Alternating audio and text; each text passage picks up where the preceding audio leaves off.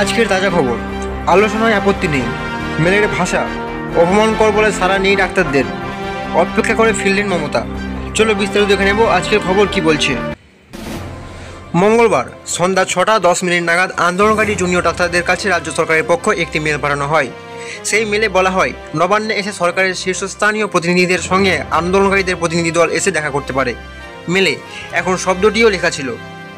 শুধু তাই নয়, প্রতিনিধি দল যে সর্বোচ্চ 10 জন থাকতে পারবেন মেলে লেখা ছিল সে কথাও। সরকারের তরফে ওই মেলটি পাঠিয়েছিলেন রাজ্যের রাজ্য সচিব নারায়ণ স্বরূপ নিগম।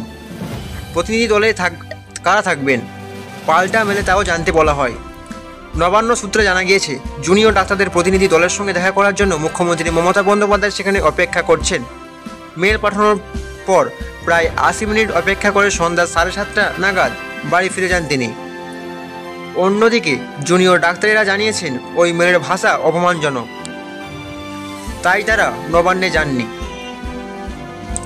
মুখ্যমন্ত্রী মমতা বন্দ্যোপাধ্যায় অপেক্ষা এবং তার নবান্ন ছেড়ে যাওয়ার কথা সংবাদ মাধ্যমের কাছে জানান রাজ্যের অর্থ প্রতিমন্ত্রী চন্দ্রিমা ভট্টাচার্য। মঙ্গলবার সন্ধ্যায় চন্দ্রিমা জানান, সন্ধ্যা 6:10 নাগাদ আন্দোলনরত চিকিৎসকদের কাছে একটি মেল পাঠানো হয়। মেলটি পাঠিয়েছিলেন রাজ্যের স্বাস্থ্য সচিব নারায়ণ স্বরূপ নিগম। সন্ধ্যা 7:30 পর্যন্ত ওই মেলের জবাব না আসায় নবান্ন থেকে বাড়ির উদ্দেশ্যে রওনা দিলেন মুখ্যমন্ত্রী। ঘটনাচক্রে মঙ্গলবারই ছিল রাজ্য মন্ত্রিসভার বৈঠক। সেই বৈঠকে মুখ্যমন্ত্রী তার মন্ত্রিসভার সদস্যদের জানিয়ে দেন, আরজিকর মেডিকেল কলেজের ঘটনা বা আন্দোলনের বুঝে দ্রুত ওই মহিলাকে নিয়ে যাওয়া হয় হাসপাতালে। চিকিৎসকদের কর্মবিরতি নিয়ে ওই মহিলা প্রাণ রক্ষা হলো।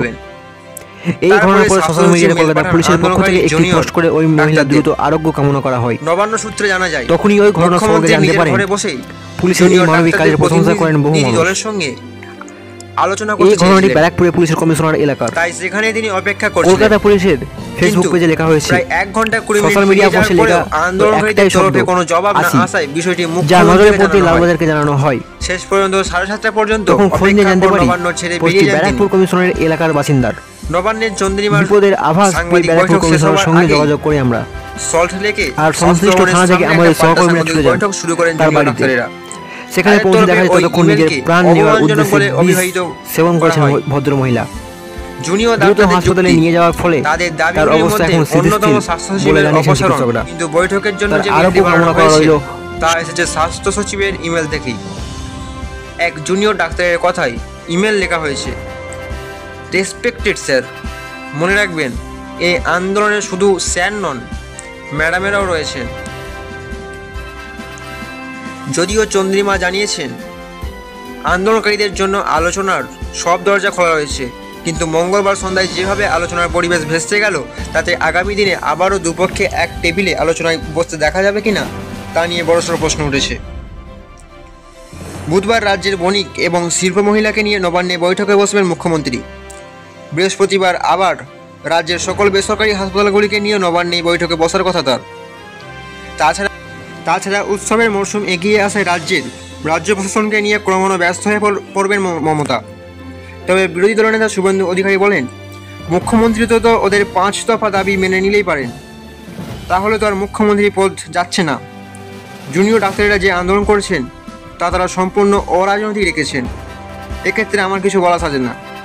তারা যা করবেন ভালোই করবেন না, আমার পূর্ণ সমর্থন তাদের সঙ্গে রয়েছে।